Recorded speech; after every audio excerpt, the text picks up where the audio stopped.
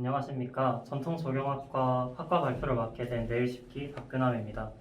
먼저 공유 화면 고정 먼저 해주시면 발표 시작하도록 하겠습니다. 네, 처음으로 목차입니다. 처음은 조경이 무엇인지에 대해 설명을 드릴 거고요. 그 다음은 전통조경이 무엇인지, 그리고 세 번째로는 조경의 대상, 그리고 네 번째로는 전통조경학과에 대해서 설명을 드리고, 마지막으로 졸업후 진로를 설명드린 것으로 마무리하도록 하겠습니다. 첫 번째로 조경입니다. 조경은 랜드스케이프와 아키텍처의 합성어입니다. 단어끼리 연결된 거기 때문에 조금 해석을 해보자면 경관과 풍경을 건축학을 통해서 만든다 정도로 해석해 주시면 좋을 것 같습니다. 이런 용어 설명보다는 제가 교수님이 해주신 말씀을 예로 들어 조경에 대해 설명을 해드리고 싶습니다. 건물을 나와서 보이는 모든 것이 조경이다라는 말씀을 교수님께서 해주셨는데요. 어때요? 조금 쉽게 설명이 이해가 되셨을까요? 다음은 공원복지라는 예시를 통해서 조경에 대해서 조금 더 설명을 드리도록 하겠습니다.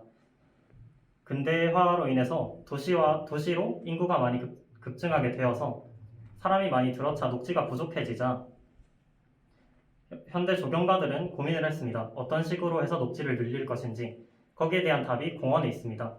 현대 도시에 보면은 공원이 되게 많이 있는 도시의 모습을 설계된 것을 볼 수 있습니다. 다음은 전통 조경에 대해 설명을 드리도록 하겠습니다. 여러분들이 궁궐에 가서 보시는 것이 궁궐 건물 말고는 어떤 게 있을까요? 식물이나 여러 조형물이 있는 조경 공간을 발견하셨을지도 모르겠습니다.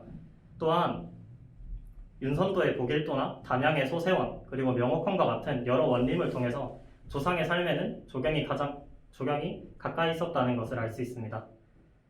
저희 조경학과에 오시게 되면 전통 조경에 대해서 배우시게 되실 건데요.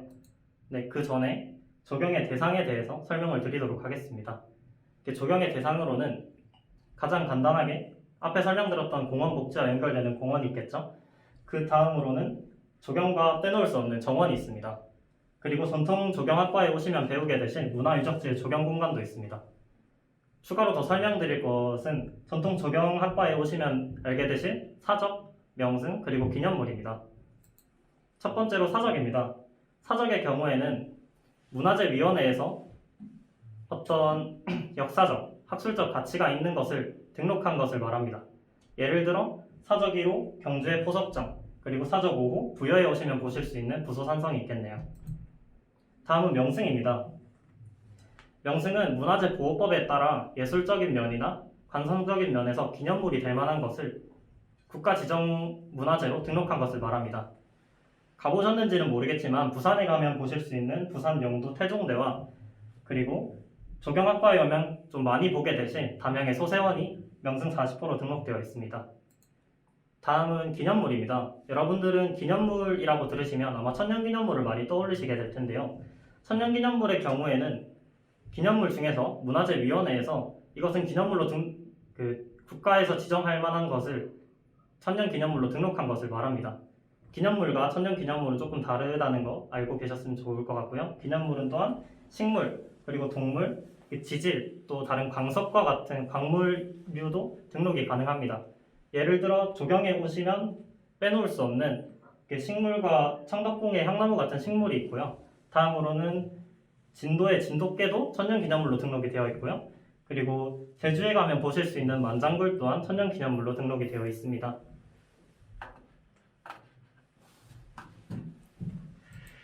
다음은 전통조경학과에 오시면 배우게 되실 것에 대해 설명을 드리도록 하겠습니다. 이름에 조경학과가 들어가는 만큼 현대 조경에 대한 학습은 물론 전통 조경의 요소, 형태와 같은 현재 역사 유적지라는 예시를 통하여 배우고 있습니다. 또한 교육 목표로는 앞서 설명드린 사적, 명승, 기념물 등의 조상들의 조경 문화에 대한 학습은 물론 현대 조경에서 전통의 맥을 잇는 조경 계획, 설계, 시공 및 우리 고유한 자연유산의 전문가를 양성한다는 것이 교육 목표입니다. 다음은 교육과정입니다. 교육과정으로는 전통 조경을 이해하고 배우기 위한 문화재 이해, 그리고 문화재 보호법 등을 배우게 되고요.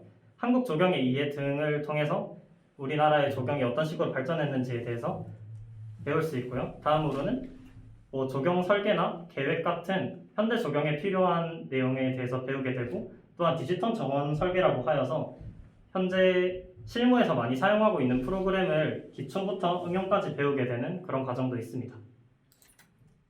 다음은 저희가 2020년도 2학기에 배웠던 두 가지 강의 정도를 소개해 드리도록 할 건데요. 이게 전통 조경 시설 설계라고 있었습니다.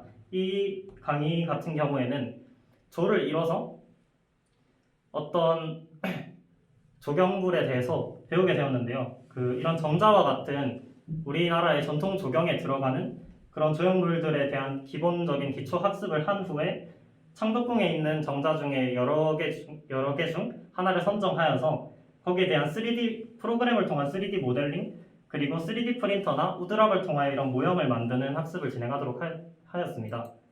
또한 디지털 가든 디자인이라고 하여서 앞에 설명드렸던 실무에서 사용하는 CAD를 실제 업무를 하고 계신 교수님을 통해서 이런 정원을 실제로 설계해보는 수업을 가졌고요. 이런 걸 통해서 하나의 도면을 전체적으로 만들어내는 그런 수업을 하였습니다.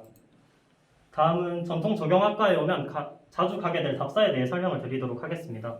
앞에 설명드렸던 전통 조형 시설 설계의 경우에는 이렇게 창덕궁을 직접 가서 우리가 선정하였던 정자에 대해 직접 보고 어떤 구조를 가졌는지에 대해서 직접 보는 시간을 가졌고요.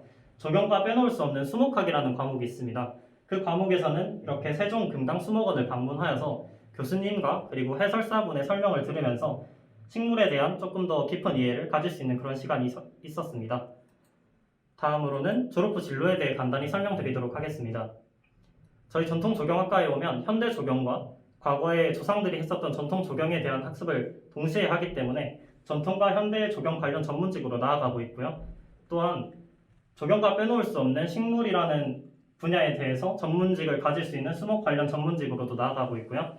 또한 연구직으로도 가고 공무원이 따로 조경직에 공무원이 따로 있기 때문에 그런 공직으로도 나아가고 있습니다. 여기까지 설명 들어주셔서 감사합니다.